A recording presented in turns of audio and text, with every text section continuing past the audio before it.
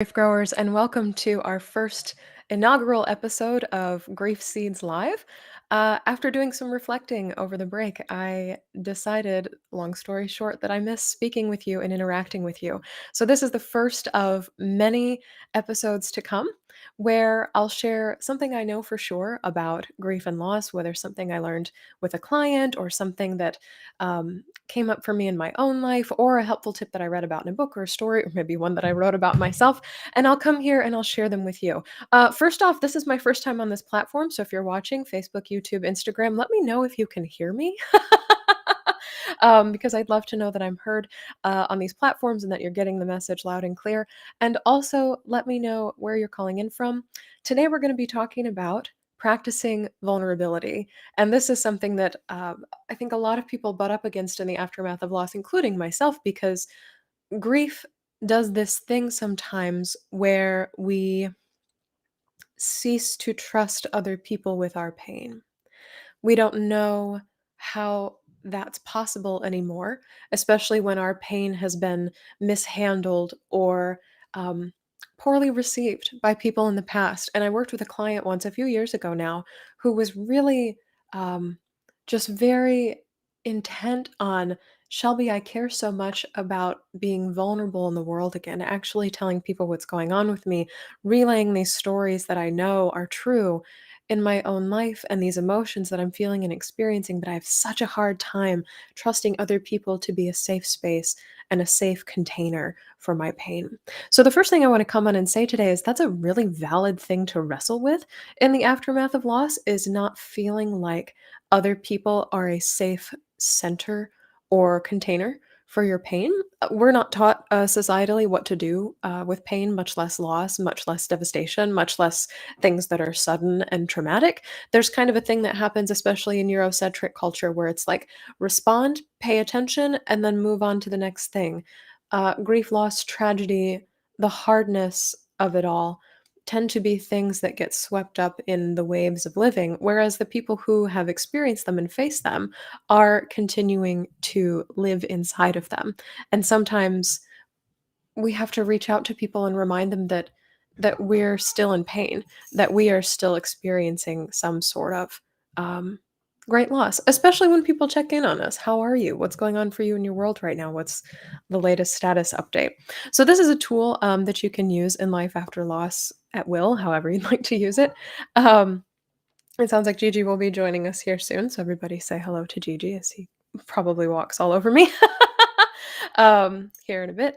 And this is something I worked on with one of my clients. She said, "I want to be vulnerable. I miss being that person. I hate going into the world and feeling so guarded with regard to my pain, with regard to my story. I feel like nobody knows that I'm suffering because I'm afraid to tell them. Because historically, in the past, when I've told people about my pain, when I've told people what's going on with me, it's not gone well. My pain has been dismissed or discarded or attempted to be prettied up. Some sort of, yeah, some sort of, it wasn't allowed to be pain anymore. That's essentially what happened. It was no longer allowed to be pain. So, in our session together, we devised this exercise that she could use to practice being vulnerable in the presence of other people.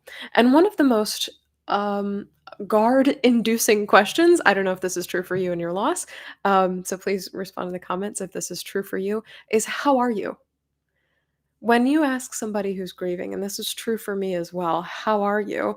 It's almost like I'm getting so many pieces of data and information all at once that it's like short circuiting. I don't know how to feel. I don't know actually what to tell you. Because while I'm getting all of these responses to how are you, I'm terrible. I'm exhausted. I'm still grieving. I am not well. I am uh, going off the deep end. I am feeling deeply nostalgic today. I'm actually doing okay. And I'm kind of afraid of that and what that means for me in my life. In the midst of all of these pieces of information arriving to you inside of your brain, you're also receiving these bits of information when somebody asks, how are you? Of how do I mitigate their response? What do I need to say to let you know that when you ask me, how are you? I can handle it. I can handle the pain of my emotions. I just want to share them with you. You ask me a question, I want to give you an honest answer. Um, and there's this grand swirling of here's all the emotions I'm feeling right now. Here's the responses to how are you? And then here's me trying to manage or control or mitigate how the other person's going to respond. Well, if I respond this way, then they're going to try to tell me to see a therapist. If I respond this way, they're going to tell me I'm too sad. If I respond this way, they're going to tell me that God never gives me anything I can't handle. So there are so many ways that people respond toxically to grief, and we try and do all of this pain management and mitigation when responding to something like "How are you?" So I challenged this client that I was working with to respond honestly to this question for a week. How are you? With 3 people a day. Does not have to be everyone you meet, because not everybody you meet is deserving of your grief story, and that's another episode of Grief Seeds we're talking about. Not everybody's deserving of hearing your grief story. Not everybody is a safe container for that, and you can know that for sure. But what happens as you're testing the waters again of can I trust people with my pain? Can I trust people with my story? Asking, how are you? Answering, "How are you?" Truthfully, doesn't have to be long, doesn't have to be big. There's another episode of Grief Sage I did called 10 Responses to How Are You? You might like to go back and listen to that. But telling the truth of that and allowing it to sit there and then letting people do with it what they will, that is a practice almost I hear it in, like, monster truck voice. It's like extreme vulnerability. It's extreme vulnerability to answer, "How are you?" honestly, and almost by sheer reality of you answering it honestly, making room for it in the world. Announcing your pain, even in a short answer of "not great," is almost this sort of radical insistence that your pain be allowed to exist. And that's a very lovely thing in the aftermath of loss, and something so rarely that we afford ourselves because society does not afford it to us by default. So there's something coming up for me here about in practicing being vulnerable, we are practicing with ourselves, allowing our pain to exist, but we are also asking others that our pain exist as well. We're asking others to allow that to be true in that moment. That's not what we're saying. We're not showing up to situations and saying, people ask us, "How are you?" And we're saying something like, "Can you allow my pain to exist?" But by answering honestly, by answering with vulnerability, we are requesting, demanding, insisting that our pain be allowed a space to show up in the world, that it be allowed to be true, that be allowed to be sit there, that is allowed to not have to go anywhere else to make other people comfortable. So I know that in asking how are you, there can be a lot of difficulties with that, especially right now when many cities, many parts of the world, many countries are still in some sort of lockdown. So honestly, how many people are you going to see? So receiving the question, "How are you?" may be a lot less common for you than it has been in years past because perhaps you're not going out in public as much as you used to do, if at all. Perhaps you're not interacting with people in the same ways that you used to. Perhaps you're in an entirely different community, or perhaps you're not part of a community at all. So, where do you get these opportunities to practice vulnerability if you are sitting at home alone in some sort of isolation, in some sort of solitude? Where does that opportunity to practice vulnerability come in? And I think one of the first places you can practice vulnerability, and this is true for you too if you're not ready to do the "How are you?" exercise yet. This can be true for you if if you sit with yourself in vulnerability. So you can do it in the morning. I'm a morning person. I like to do things like this in the morning. You can also do it at the end of the day as you're going to bed. You can ask yourself, "How are you?" and take a deep breath and answer very honestly. How are you right now? I'm feeling stuck. I'm feeling depleted. I'm feeling overwhelmed. I feel hopeless. I don't know what comes after this. I feel lost. I feel like I can't find my way out of this. I feel like I need to ask for help, but I don't know how. And that scares me. I feel like there's so many unanswered questions, and I'll never find answers or solutions to all of them. So, what's the point? Either journaling that out or even just saying that out loud with yourself. That's a way to practice vulnerability too. And what happens if you just let that pain, if you just let that statement of truth for you, not bad, not good, we're not putting any, not laying any judgment lenses over top of this. What happens if you let that be true? If you just let that be what it is. Um, Another way of doing this, because sometimes the question "How are you?" in and of itself is a tricky thing to answer. I wonder, try on the question, "How is your soul? What's the state of your heart?" If you could check in with the most core part of you, what would it say?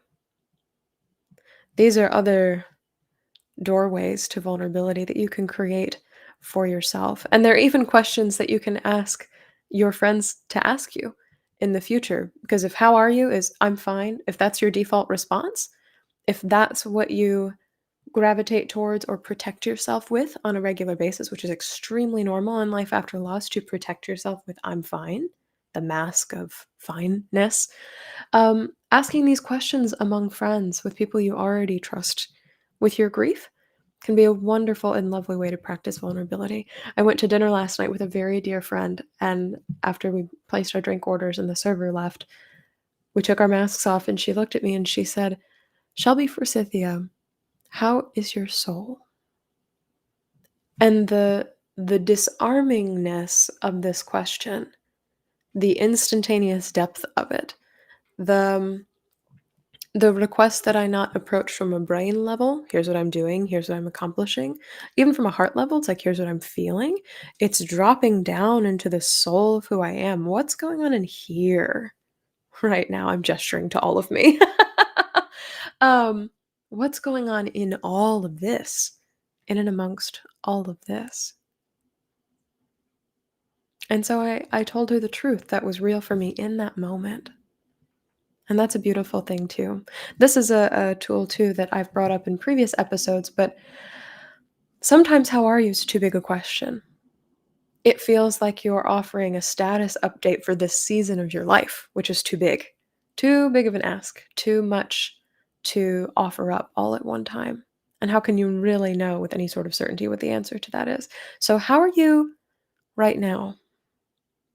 How are you in this moment? As Sheryl Sandberg wrote about in Option B, she says, "How are you today?" is a more fitting and appropriate question than "How are you?" because it narrows down the required response timeline. Even though there wasn't one before, we're going to narrow it down. We're going to be very specific. Specificity is a griever's best friend. To "How are you today?"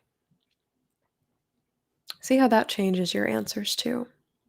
And then after you give the response, "I'm overwhelmed, I'm exhausted, I'm at the end of my rope, I don't know where to find answers, I think I need help, but I'm scared to ask. I'm feeling okay, but I'm actually terrified by that. I've experienced joy and I don't know what to do with it because it's so unfamiliar to me." Whatever answer comes up for you in the aftermath of loss, after you give that response, know that no more is required of you. You do not have to elaborate. You do not have to offer justification or details or supporting evidence or a timeline of events that has made you feel that way. That was your offering of vulnerability, and it was enough. That was it. That was all that was required of you. That was all you needed to say, all you needed to do, all you needed to be in that moment was that level of vulnerable. Just one answer. We're not asking you to root back into your childhood. We're not asking you to replay or relive your loss. We're not asking you to tell the story of why, how you got here. That's a very Eurocentric demand, that we prove how we got from point A to point B to point C to point D. That's not the purpose of vulnerability, especially in life after loss. We are not here to prove ourselves or our pain worthy of being seen.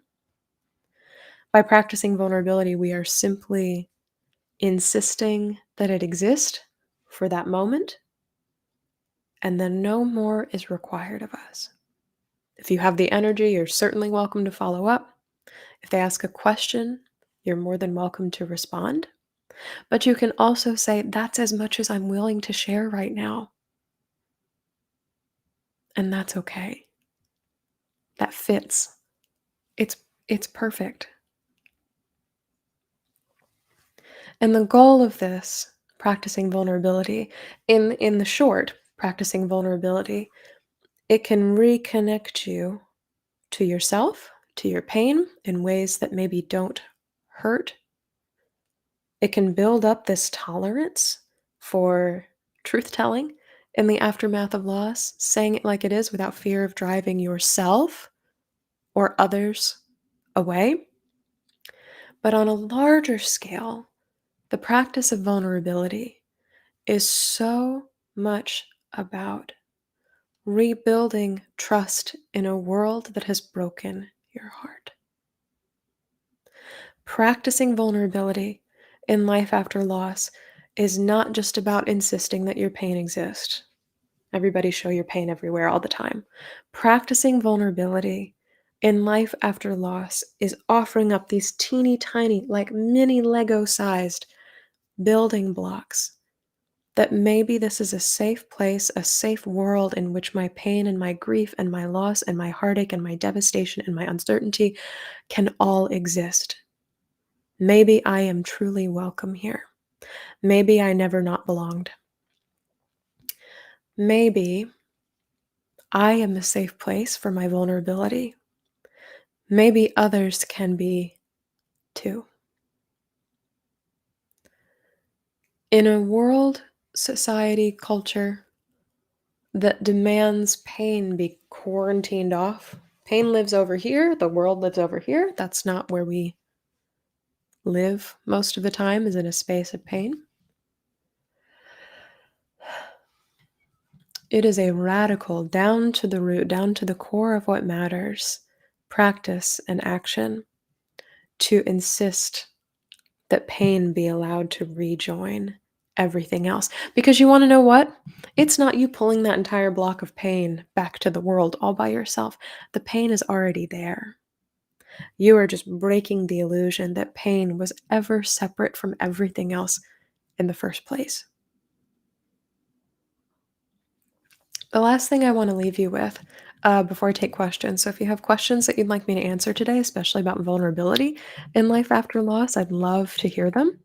Um, is is talking about what to do when you are vulnerable and somebody does not receive it in a way that feels good to you. They do not create a safe container for it. They do not create a container at all. And you are left feeling raw and exposed and disheartened by the whole experience of it. What do you do? And yes, I'm seeing Nikki Lassiter May in the comments. Thank you. What if you get hurt after sharing your vulnerability? I feel very stressed when asked that because I feel like I should not share. This is a moment. I very rarely mention the word gratitude in the grief space, so hang tight. I'm not going to take you anywhere you don't want to go. This is a moment where grief is offering you to look at this person and say, thank you for showing me where my grief is not welcome. Thank you for showing me that you are not a safe place for this. Thank you for showing me that it has nothing to do with how I have approached and what I have offered, but with your inability to be a container for and to hold presence with my pain. This very much relates to, I think it's episode 3 of Grief Seeds, Nikki Lassiter, if you wanna go back and listen, called Too Much. We live in a world that tells us we are too much with our grief. It's too big, it's too messy, it's too emotional, it's too overwhelming, it's too much of an inconvenience. Screw that. I don't wanna be a part of that. And yet, the flip side, the other side of the coin of too much, and I talk about this, I think it's in episode 3, so please go back and listen to that if you can find it in the podcast feed. Let me know if not, I'll send it to you. Um, is that the flip side of too much is not enough. And it's not that we as grieving people are not enough. It's not that we are incapable or we are broken or we are deficient or we are incapable in some way. It is that the spaces and the people we are trying to approach with our grief and our pain are not enough. They're not big enough. They're not grief educated enough. They're not compassionate enough. They're not holistic enough. They're not loss informed enough. On the best case scenario, maybe they're ignorant and they just don't know. On the worst case scenario, maybe they're malicious and pain has never belonged to them or in those spaces at all. Maybe the whole purpose of their existence or one of their missions is to insist that pain does not exist. And so then you get to decide. Thank you, grief, for helping bring me to this decision point. You get to decide whether or not you want to exist in these spaces and with these people when you are ready to share your pain and vulnerability. Do I want to live in a world or associate with people who insist that it does not exist, or insist that it's dumb, or too much, or insignificant, or too repetitive, or too overwhelming, or too complicated, or too messy, or too vulnerable, or too much? And this requires another kind of grief. This calls in another kind of grief, the grief of graduation from a world, a friendship, a relationship, a working partnership in which you are okay with or comfortable with sitting with those two contrasting things. I have pain, pain does not exist. And graduating to a place where, in order to access me, I'm putting like protective, talk with my hands a lot. In order to access me, your baseline, your foundation must be to acknowledge at some level, whether by word or by action, that we live in a world where pain exists, where uncertainty exists, where messiness exists, where overwhelm exists, where anything can happen at any time.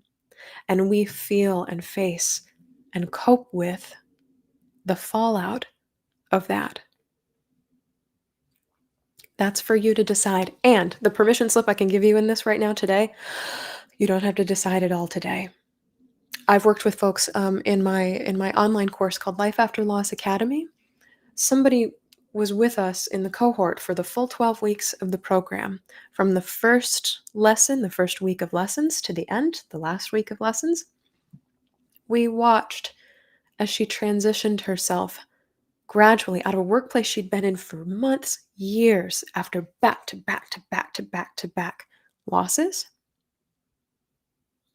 into she thrust herself into some uncertainty. I am leaving this job. Management does not understand what it's like to grieve, and especially to grieve at work, which is another conversation we can certainly have. Um, I am leaving this space which is not welcoming of my grief in favor of the unknown, which at least acknowledges that pain exists. And by the end of our 12 weeks, by the end of our time together, she is like, I'm in a space working for less pay, but oh my God, am I surrounded by this tiny team of women who all know the pain of grief, loss of a child, loss of a spouse, loss of a sibling.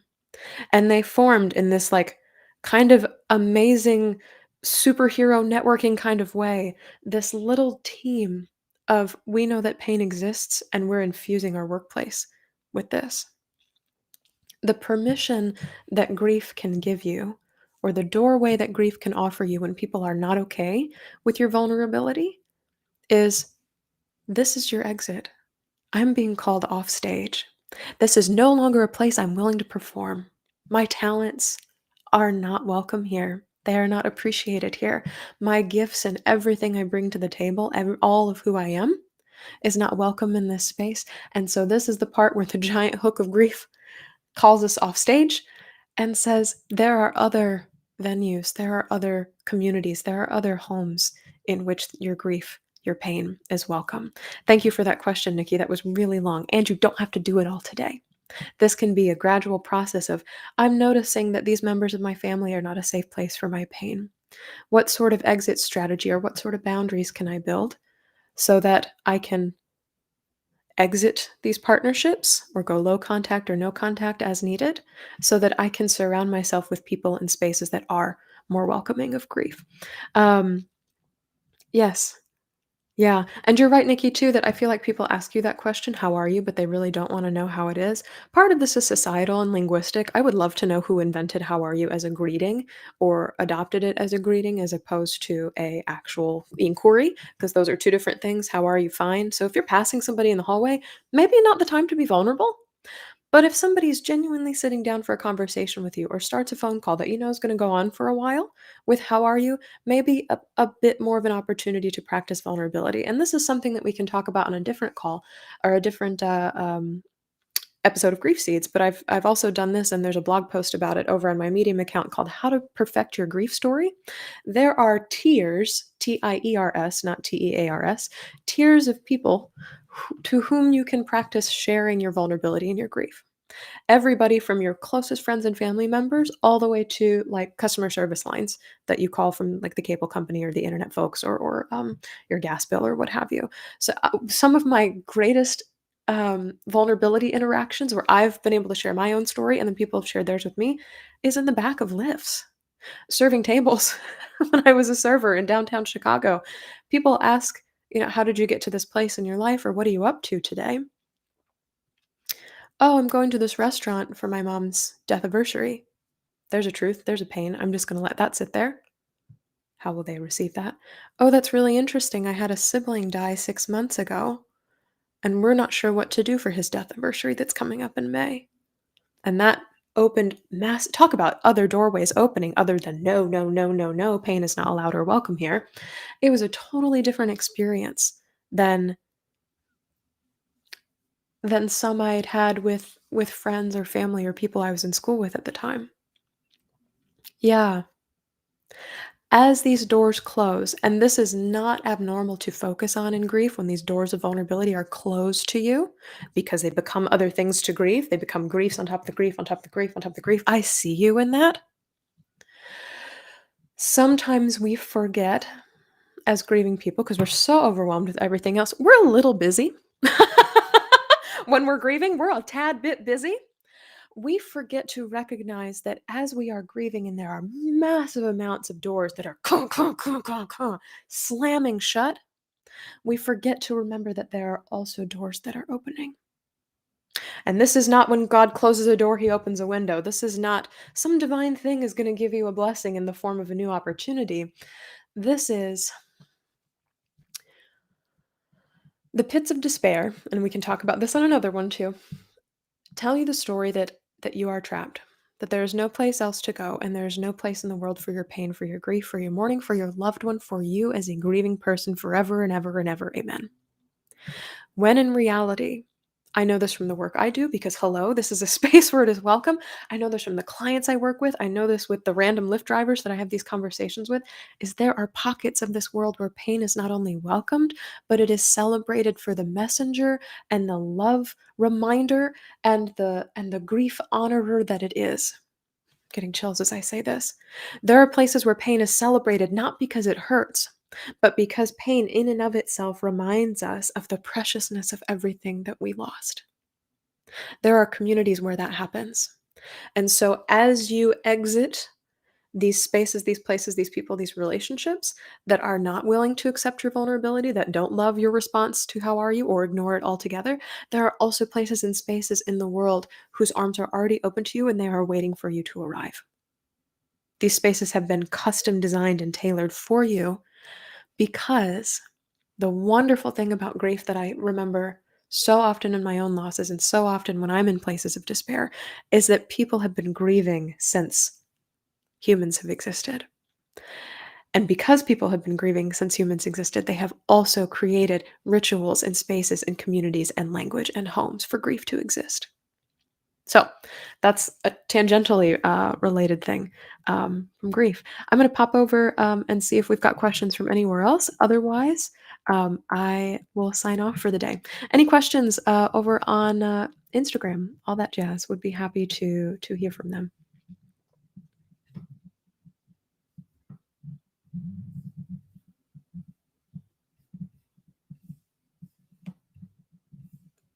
Yeah, this is a big one today.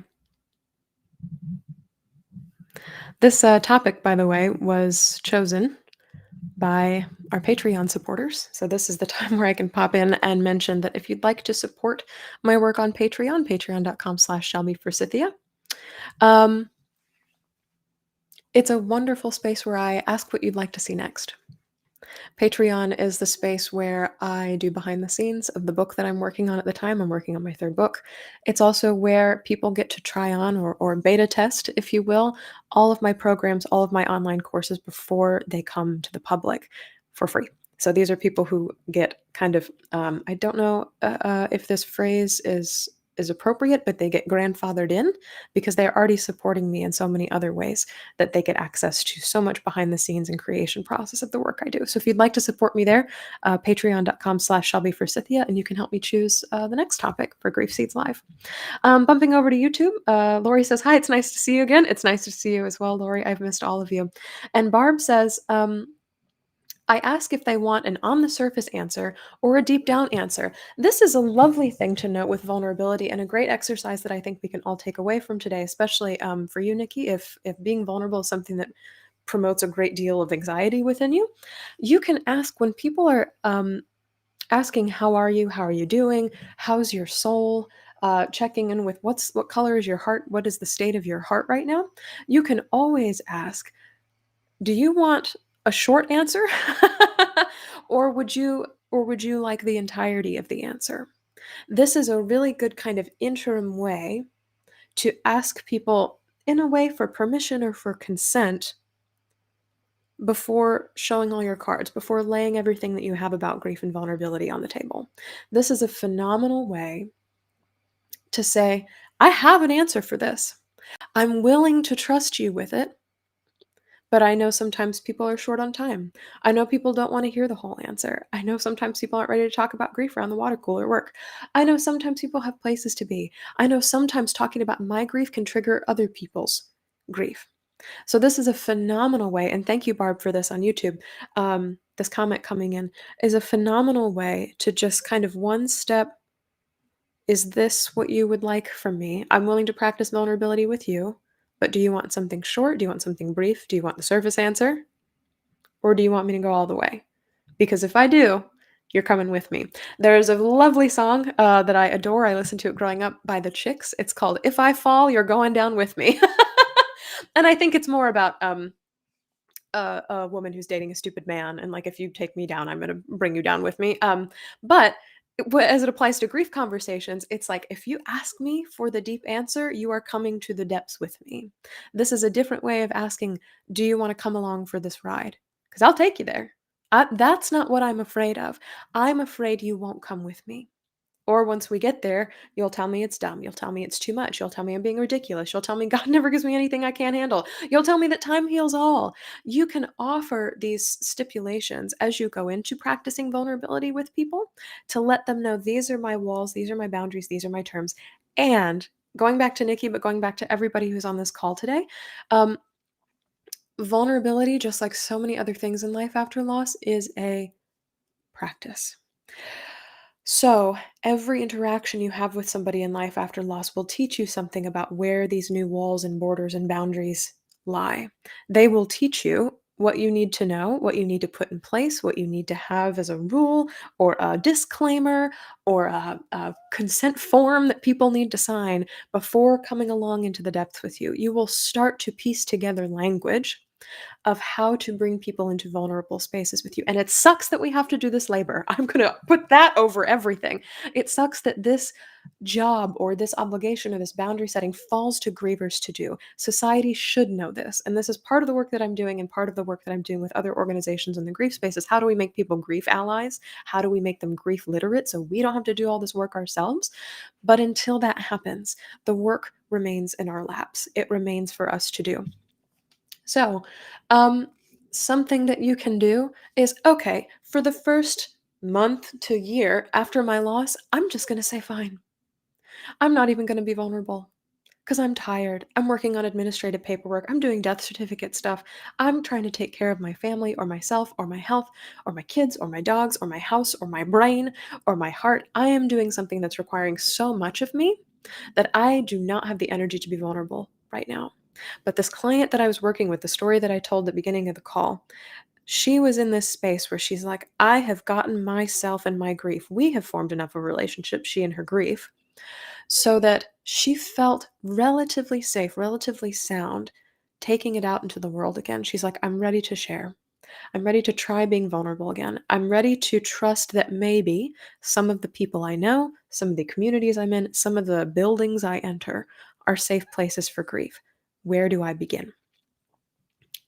And so, this practicing vulnerability and how are you is a wonderful place to start.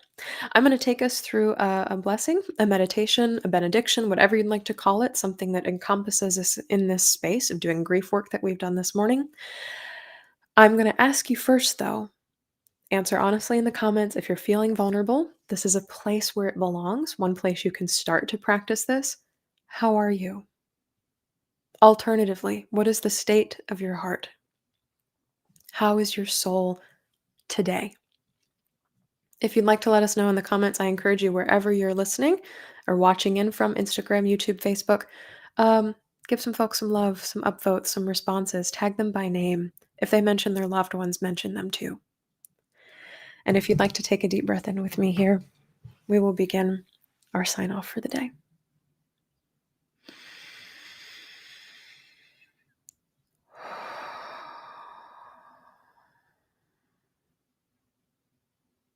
My darling grief growers, may you know that your vulnerability and your ability to be vulnerable, to bear the contents of your heart in the presence of yourself and in the presence of others, is a precious object. It's okay to protect it, to guard it, to place walls, borders, and boundaries up around it. And grief is a world of paradoxes. It is also okay to share it. It is also okay to insist that your pain and your grief and your vulnerability be allowed to exist. It is okay. It is safe to show up as you are right now. May you know that when you receive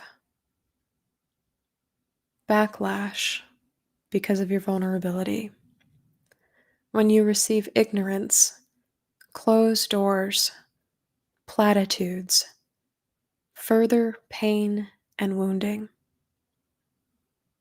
they are not measures, as much as they feel like it, of the validity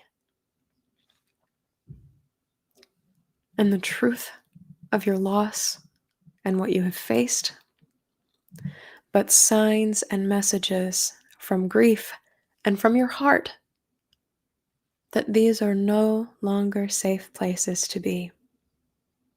It's time to graduate. It's time to stand up, to look around, and to see what other doors, what other alternatives, what other people, what other spaces are open and waiting for you to arrive. It's okay to walk towards them. It's okay to seek them out. And when you arrive in these spaces,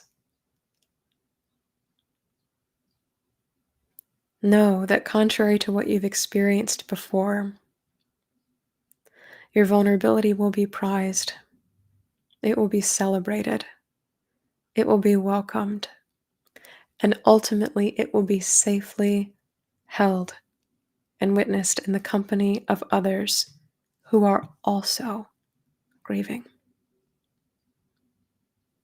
May you know that even as it seems impossible or inaccessible now, that it exists, even if the only place where it does is right here, right now. Deep breath in here and out.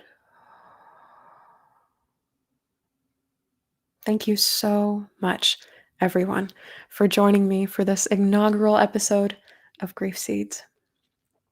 I will be spending next weekend celebrating love with some very dear friends, so don't look for me next weekend. I will be back online, same time, same place, new topic, on February 19th, right? That's also a Saturday. I hope so. Somebody let me know in the comments, but we'll talk about it. And if you are watching the replay, send me a DM, send me an email, send me a message. Did this resonate with you? And of course, I can always be reached at shelby@shelbyforsythia.com. I see you. I am so proud of you and the work that you're doing in the world. And I love you because even through grief, we are growing. I'll see you next time.